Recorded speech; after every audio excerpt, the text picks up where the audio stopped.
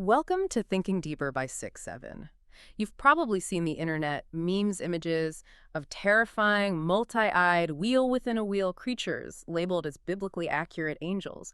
But today, we're unpacking the ancient texts to reveal that the actual biblically accurate angel isn't a nightmare monster at all, nor is it a winged baby from a Renaissance painting.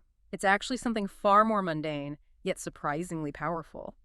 We're going to trace how history turned ordinary ancient messengers into a bizarre family tree of heavenly hybrids. Yeah, the evolution of these texts shows this really just brilliant, chaotic collision of cultures. Ancient theology was never created in a vacuum.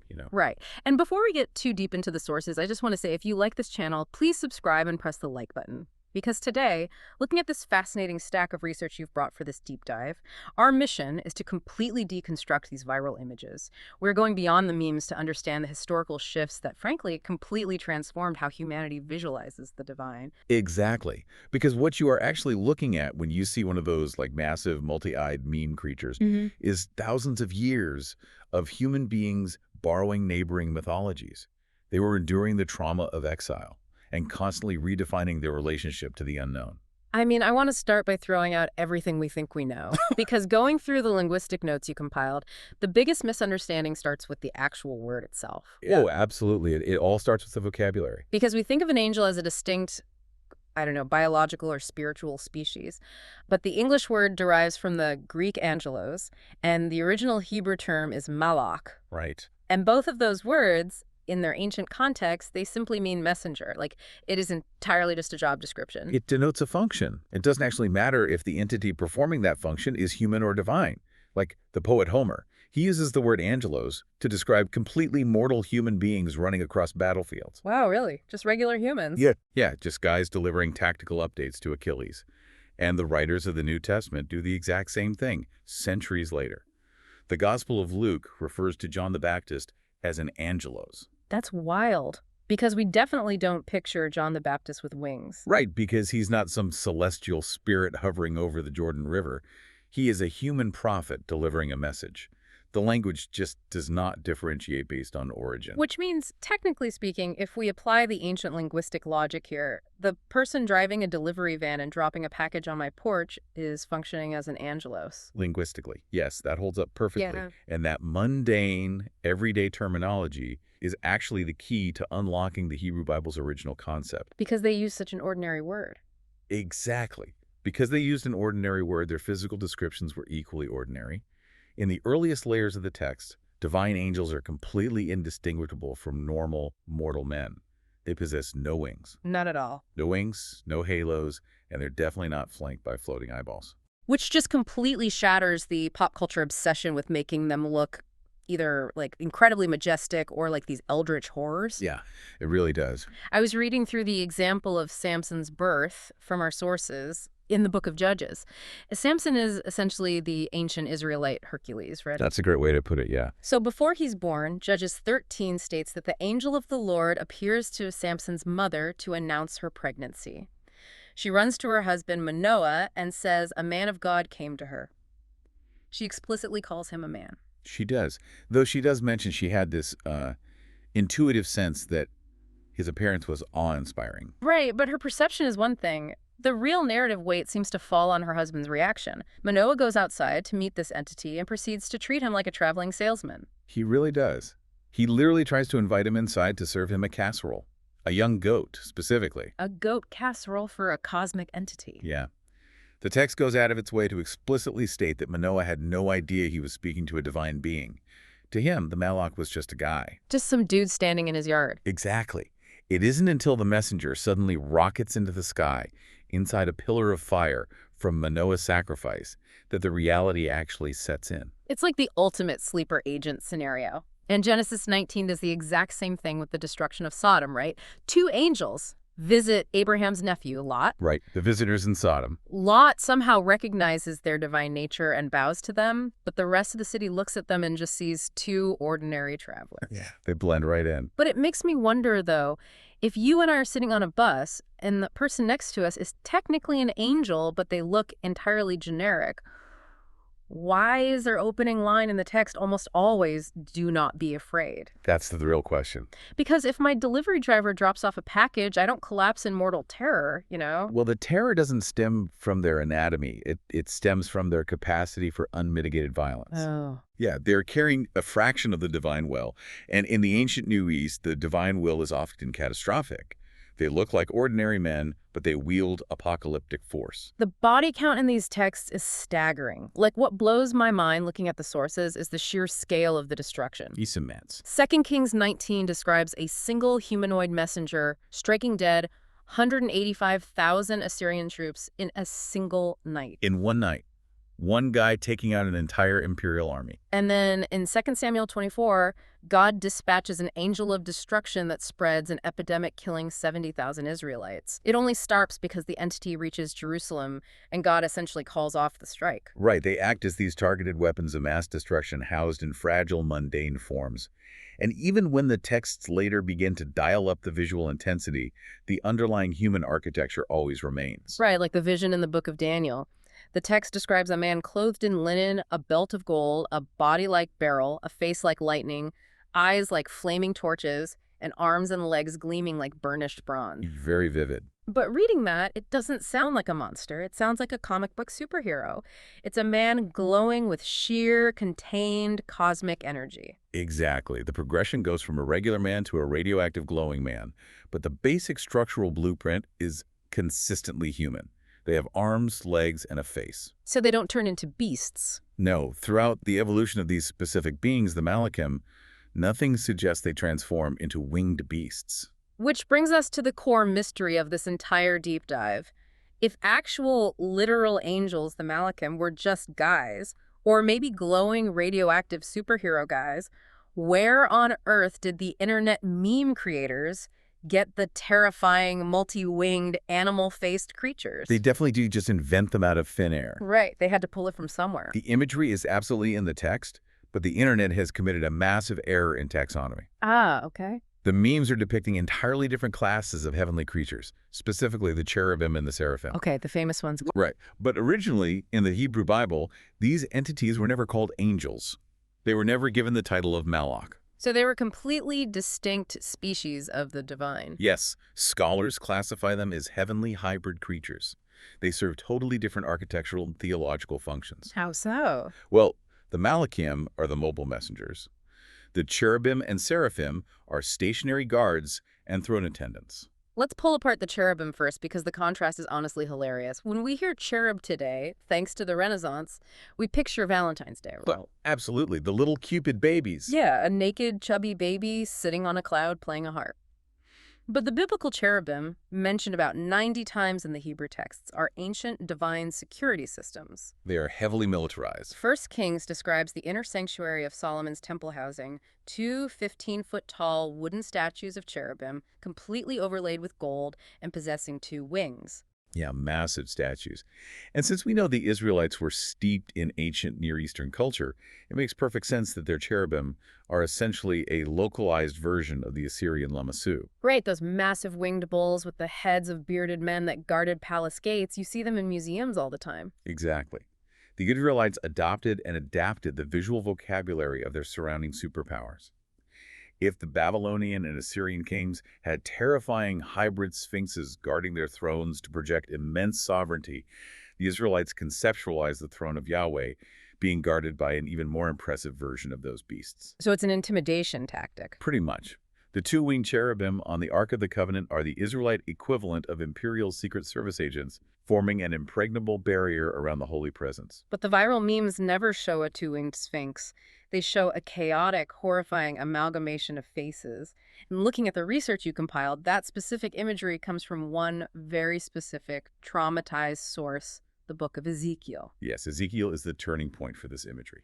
He writes during the Babylonian exile, and he has this massive psychedelic vision of cherubim that have 4 wings instead of 2, and 4 distinct faces on a single head, a human, a lion, a calf, and an eagle. Right. And that shift from 2 wings to 4, and from one face to a terrifying rotating quad face, is a direct theological response to the trauma of the Babylonian exile. How does that connect to the exile? Well, Ezekiel is a priest who's been dragged away from the ruined temple in Jerusalem. He's suddenly living in Babylon, surrounded by massive ziggurats and the overwhelming iconography of Babylonian hybrid gods. He's basically surrounded by the enemy's giant statues. Exactly. His theology absorbs that cultural shock. The vision he records reconfigures the familiar temple cherubim into a hyper-powered, all-seeing entity that incorporates Babylonian motifs, just to demonstrate that his God is still superior, even in exile. So the artists drawing these biblically accurate cherubim for internet memes are cherry-picking the absolute most chaotic moment in the text. They really are. They are just bypassing the 90 references to standard Sphinx-like guards and focusing exclusively on Ezekiel's exile-induced fever dream. That is exactly what's happening. Wow. Okay, so that covers the outer security detail. But if the cherubim guard the gates, the inner throne room must require something entirely different, right? Something capable of surviving the sheer radioactive holiness of God's direct presence. Yes, and that brings us to the seraphim. They are far more exclusive. How exclusive? The seraphim are only mentioned 7 times in the Hebrew Bible, most notably in Isaiah chapter 6. Isaiah experiences a vision of the divine throne room, and the seraphim are in direct attendance. And their description is wild. It is. They have 6 wings, 2 covering their faces, 2 covering their feet, and 2 to fly. The text also implies they have humanoid features, specifically hands, because one of them uses tongs to pick up a burning piece of charcoal from the altar and touches it to Isaiah's lips to purify him. Right. But the linguistic notes on the word seraph take this visual from strange to absolutely mind-bending. Yeah, tell us about that, because this is where it gets crazy. So the root word seraph literally translates to burning. So they are the burning ones. However, in several other passages in the Hebrew Bible, that exact same noun is used to describe venomous snakes. Okay, let's make sure the listener is tracking this visual. We are looking at ancient texts describing potentially flying, burning, venomous snakes with human hands hovering around a divine throne. I know, it sounds bizarre to a modern ear, but it perfectly aligns with the archaeology of the Iron Age Levant and ancient Egypt. Because of the snake iconography? Yes, we find extensive iconography of winged, venomous serpents, specifically the Egyptian uraeus, the rearing cobra. These magical, aggressive serpents were symbols of divine protection. So they're the ultimate VIP security. Exactly. The seraphim function as the ultimate lethal border guards. They cover their own faces and feet to shield themselves from the lethal proximity of the divine presence they are protecting. I mean, it is infinitely cooler and significantly more terrifying than a guy in a white robe. Oh, for sure. But we still haven't touched the strangest, most alien meme of them all. The floating rings covered entirely in eyeballs. The ophonym. Ah, yes. The ophonym are the ultimate casualty of our modern misunderstanding of the text. Because of what the word actually means, right? Yeah. The word is literally just the Hebrew word for wheels. Just wheels. Just wheels. They appear in that same intense vision in Ezekiel 1, right alongside the 4-faced cherubim. Ezekiel describes beings that look like a wheel intersecting a wheel. And they're covered in eyes. Right. They are massive, they are awe-inspiring, and their rims are completely covered in eyes. But the crucial detail the memes ignore is their function. Which is? Ezekiel is describing God's heavenly throne chariot, the Merkabah. The ophonym are not independent biological creatures at all. They are the mobility mechanism of the divine vehicle. So calling these floating eyeballs biblically accurate angels is basically like calling the tires on the president's motorcade a secret service agent. That is a perfect analogy. It's a complete mischaracterization of what they're doing. It misses the point entirely. The eyes represent omniscience, and the intersecting wheels allow the chariot to move in any direction instantly, which again goes back to the trauma of the exile. Because God needed to move. Yes. Ezekiel needed to tell the exiled Israelites that God wasn't permanently stuck in the destroyed temple in Jerusalem.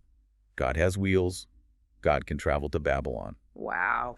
So the cherubim are the security detail, the seraphim are the royal attendants, the Malachim are the messengers, and the ophonym are the tires.